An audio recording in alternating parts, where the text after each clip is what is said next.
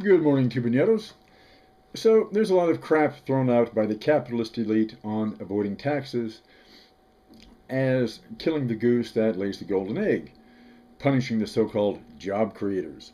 House Budget Committee Chairman Paul Ryan pleads, "Don't tax our job creators more."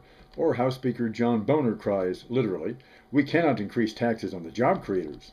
Well, who exactly are these job creators? I don't see them. Are they small business in the USA? No, because according to Small Business Administration statistics, based on 2009 census data, 21.1 million of the 27 million small businesses in the U.S. are non-employer firms, which have no worker other than the owner. Of those, 18.7 million are sole proprietors, 950,000 are partnerships, and 1.4 million are corporations. So when Republican politicos babble about protecting small business job creators from tax hikes, they're meaning mostly doctors, lawyers, contractors, small fleet firms, etc.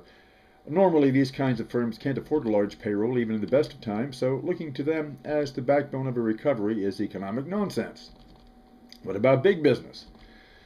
This is an even greater flight from reality. Big U.S. business for the last 30 years has been in the business of job destruction, with mass downsizing, mergers, outsourcing, and offshoring.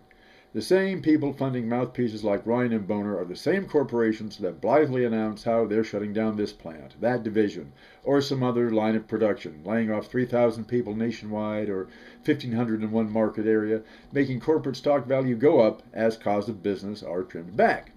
The neoliberal economy of the last generation has bankrupted and pauperized working people, and there are no job creators anywhere I see on the U.S. economic horizon, even with these glasses taken off. This concept just recapitulates the old myth of look to the rich, to the masters, to solve all your problems. We're not to trust the government, but we are to trust the likes of Fortune 500 companies and their CEOs to protect our livelihoods, while they sell us down the drain like cheap commodities. Complete fucking crap. Like the shit plopping from Ryan's lips or gushing between Boehner's teeth.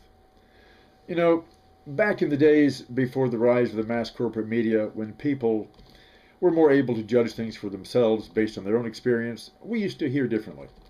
In Richmond, Virginia, on October 10, 1863, right in the middle of a civil war, a crowd of working men convened demanding price controls, and one of their demands read as follows.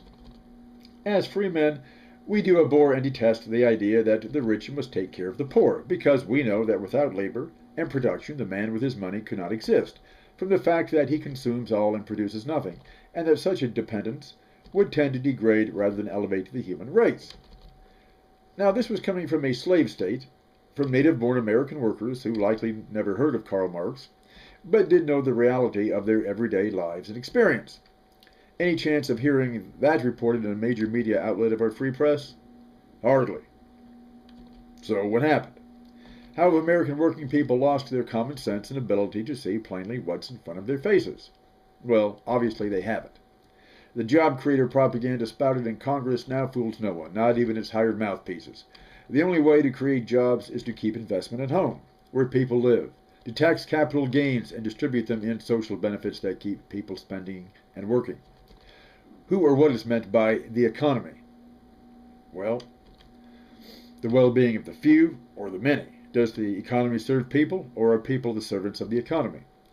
For those of us not in the top 10%, we can make it serve us only by breaking the hands of that 10% keeping it for themselves. Uh-oh. Let's see who I've irritated this time. Hello? Tom Scott, one-time president of the Pennsylvania Railroad, which was once the largest corporation in the world. What can we do for you today? Make you some more money? Because your corporate personhood is immortal? And you just want to remind our viewers that without job creators like you, there couldn't have been railroads and industry and a civil war to keep them going. Okay, and wasn't there a mass strike against you and everything you stood for in the railroad system all across the country? The first general strike in America.